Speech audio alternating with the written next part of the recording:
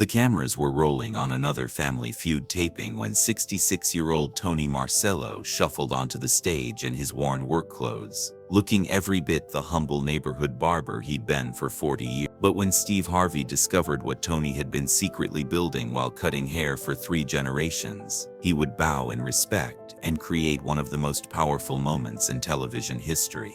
It was a Tuesday afternoon at the Family Feud studios in Atlanta.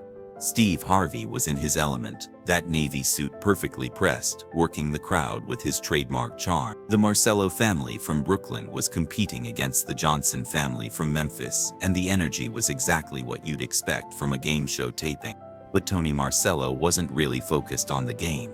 He stood quietly at the family podium, his hands showing 40 years of honest work, keyless from scissors, weathered from time, but gentle from touching 3 generations of customers. His family had practically forced him to come, thinking maybe being on television would help their struggling patriarch feel successful for once. During the pre-show introductions, Tony's modesty was immediately apparent. When Steve asked about his work, Tony had answered simply, "I cut hair.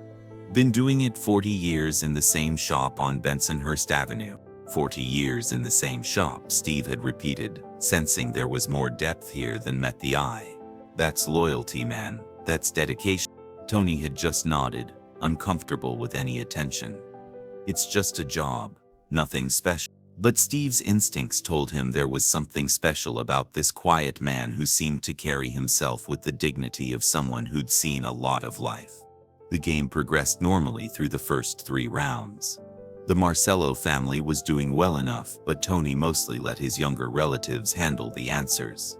He seemed content to support from the background, the way he'd probably supported his community for decades. During the 4th round, when the category was things you inherit from your family, everything changed. It was Tony's turn at the podium, and for the first time all day, he stepped forward with quiet confidence. Steve asked the question, "Name something valuable that gets passed down through generations." Tony looked directly at Steve, and his answer came without hesitation. "Respect." "Respect," Steve repeated, but he was studying Tony's face carefully. The answer was profound, immediate, and spoken with the certainty of a man who understood its value intimately. Survey says. The board revealed it was the number 3 answer, but Steve didn't move on immediately. Something about Tony's delivery, his quiet authority, made him pause. "Tony," Steve said, walking closer to the family podium, "you said that like you know something about building respect over time." Tony looked up at Steve, and for the first time since the cameras started rolling, there was a hint of pride in his eyes. "In my neighborhood, respect isn't something you demand, it's something you earn. One haircut at a time." "One haircut at a time," Steve nodded. "Tell me about your neighborhood, Tony." That's when Tony's family looked at him with surprise. He rarely talked about his work with such feeling. "I've been cutting hair for the same families for 40 years, Tony said, his voice growing stronger. "I cut grandfather's hair, then their sons, now their grandsons. 3 generations sitting in my chair." Steve's expression shifted from entertainer to genuine interest. 3 generations, Tony. That's not just cutting hair. That's being part of people's lives. Tony nodded slowly. "Sometimes people need more than a haircut. Sometimes they need someone to listen." "And you listen?" "Every day, for 40 years. Steve set down his cards completely and approached Tony directly. "Tony, I got to ask you something. Running a barbershop for 40 years in the same neighborhood, that's not easy financially. How do you make it work?"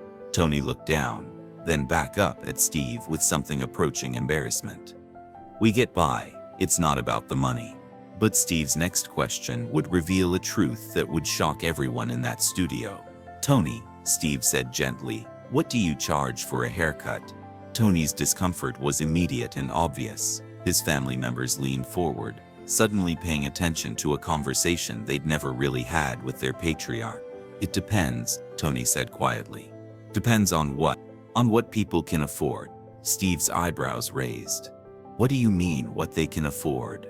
Tony looked around the studio, at all the cameras and lights, and seemed to realize that his 40-year secret was about to come out. "Some people pay full price. Some people pay what they can. Some people pay. He paused, looking at his family. Some people don't pay at all.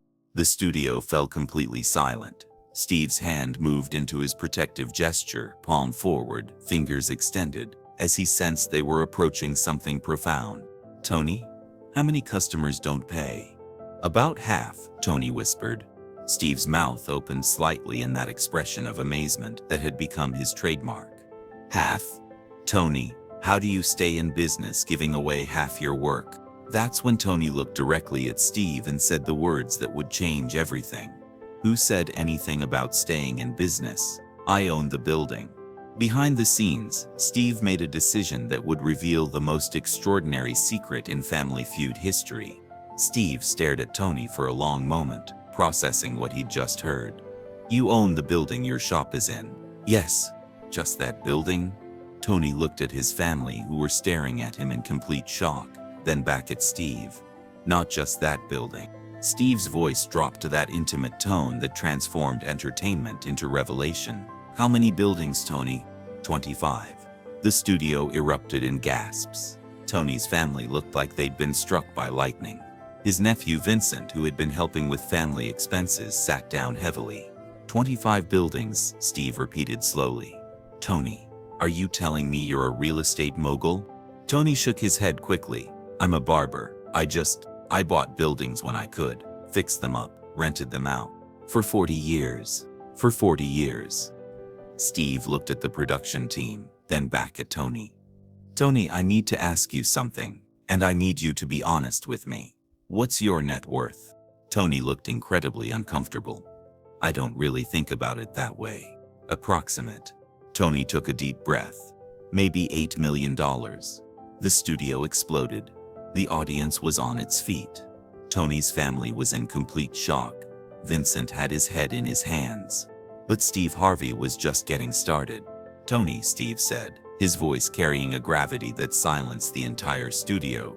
You've been cutting hair for free for half your customers for 40 years while secretly being worth $8 million. Tony nodded, looking like he wanted to disappear. Why? Because, Tony said simply, everyone deserves to look good. Everyone deserves to feel respected. Money shouldn't determine whether a man can hold his head high. Steve Harvey in that moment did something he'd never done in 40 years of television. He bowed, not a little nod, but a full, respectful bow toward Tony Marcello. When Steve straightened up, there were tears in his eyes. Ladies and gentlemen, Steve announced to the studio, this is what real wealth looks like. Not the money in the bank, but the respect in the community. Not the buildings you own, but the lives you've touched. Steve began removing his navy suit jacket, walking toward Tony as he spoke. This jacket has been with me through thousands of shows, but it's never met anyone who deserved it more. As Steve draped the jacket around Tony's shoulders, the humble barber finally broke down. 40 years of carrying his secret, 40 years of his family thinking he was struggling, 40 years of quiet generosity, all came pouring out. I never wanted credit, Tony sobbed. I just wanted my neighborhood to be a place where everyone felt welcome. Steve pulled Tony into an embrace that lasted almost a full minute. When they separated, Steve addressed the studio one more time. Tony Marcello has been giving free haircuts to people who couldn't afford them for 40 years. He's helped 3 generations of families feel good about themselves. He's built an $8 million empire and used it to lift up his entire community. He turned back to Tony. Sir, you haven't been cutting hair. You've been cutting away people's shame. You've been cutting away their worry. You've been giving them dignity, one chair, one customer, one generation at a time. The episode that aired became one of the most shared in Family Feud history. But the real impact happened after the cameras stopped rolling. Tony's story inspired a national conversation about community investment, generational wealth, and the power of quiet generosity. The Brooklyn City Council named the street where Tony's barbershop sits, Tony Marcello Way. His building tenants learned that their tough landlord had been charging below market rent for decades, helping hundreds of families stay in their neighborhood.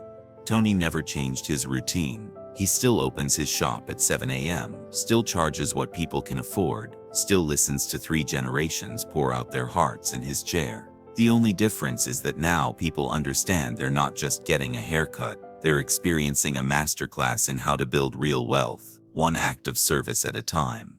Steve Harvey often tells interviewers that Tony Marcello taught him the difference between being rich and being wealthy. Rich is what you have in the bank, Steve explains. Wealthy is what you have in the community. Tony Marcello is the wealthiest man I've ever met. Sometimes the most successful businessmen aren't in boardrooms. They're in neighborhood barbershops, building empires one haircut at a time, teaching us all what it really means to invest in people.